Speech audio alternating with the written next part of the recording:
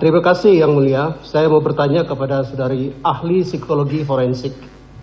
Dalam persidangan, Baradae menjelaskan bahwa saat kejadian di Duren 3 tanggal 8 Juli, dia berada dalam kondisi tertekan, bahkan takut ketika dia diperintahkan oleh FS untuk menembak Joshua.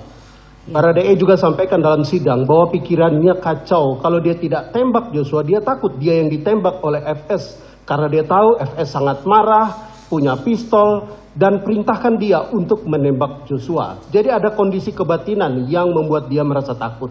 Pertanyaan kami, bagaimana analisis psikologi terhadap kejiwaan Baradae pada detik-detik sebelum terjadinya penembakan yang dilakukan terhadap Joshua?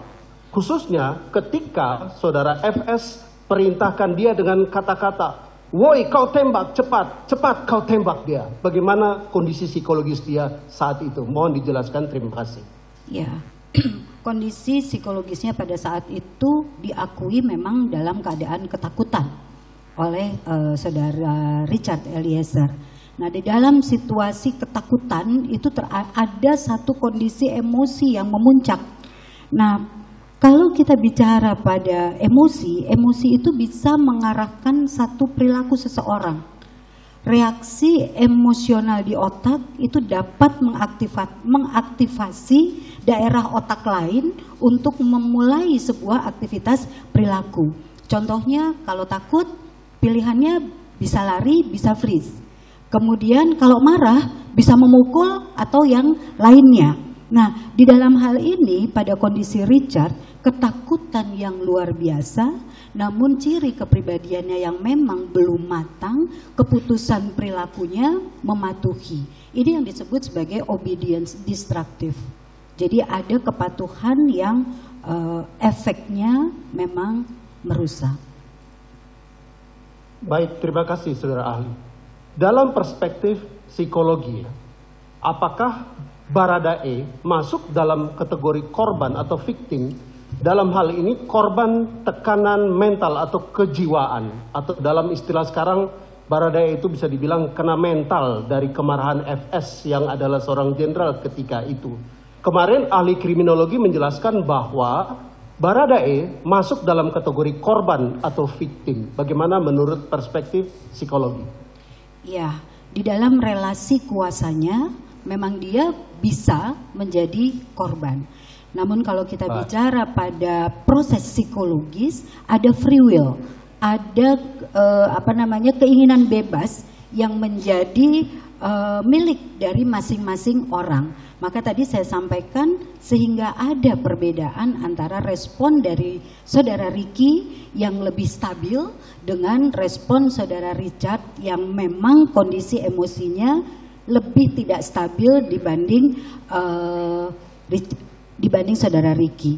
Demikian, jadi ada free will sebetulnya, ada keinginan bebas. Pada saat itulah kemudian seseorang mengambil keputusan menuruti atau tidak menuruti. Betul bahwa situasinya pada saat itu ada ketakutan yang luar biasa. Nah, saat inilah di dalam free will itu ada controlling emosi atau tidak, ada regulasi emosi atau tidak, itu tergantung pada tipologi kepribadian dari masing-masing orang. Jika ditanya, apakah situasi itu membingungkan, menakutkan sehingga mendorong orang untuk patuh? Bisa ya, bisa tidak. Demikian.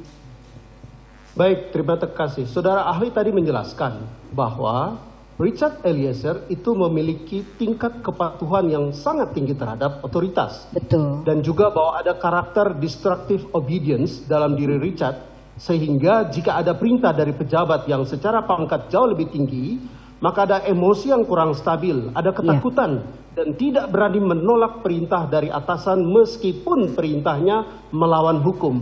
Pertanyaan kami, ya, dalam ilmu psikologi, ada orang seperti karakter Richard Eliezer ini. Faktor mana yang lebih mendominasi? Apakah free will tadi atau destructive obedience yang ada pada diri Richard Eliezer?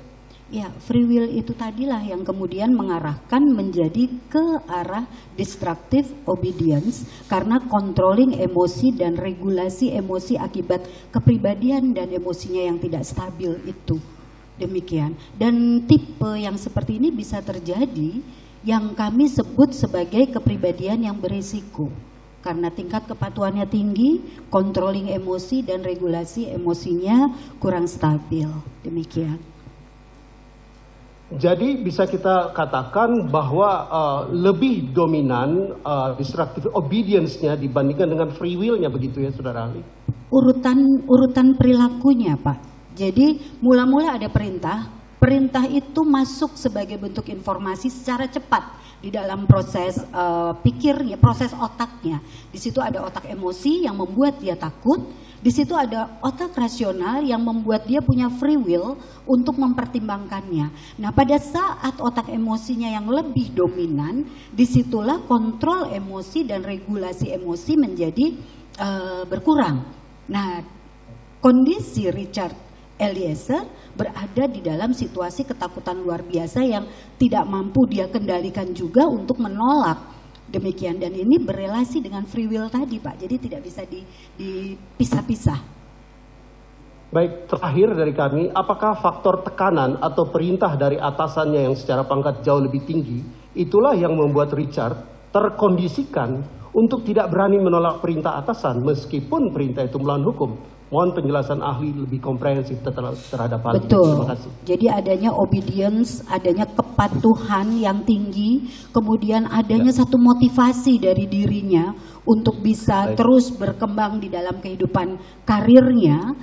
Dan pada saat itu sosok yang melakukan memberi perintah itu adalah sosok atasannya, memang itu mempengaruhi ke otak emosi dan ke otak rasional. Kemudian di dalam dialognya itu otak rasionalnya dikalahkan oleh otak emosi yang ketakutan, sehingga kepatuhan itu yang lebih menonjol pada diri Richard Eliezer.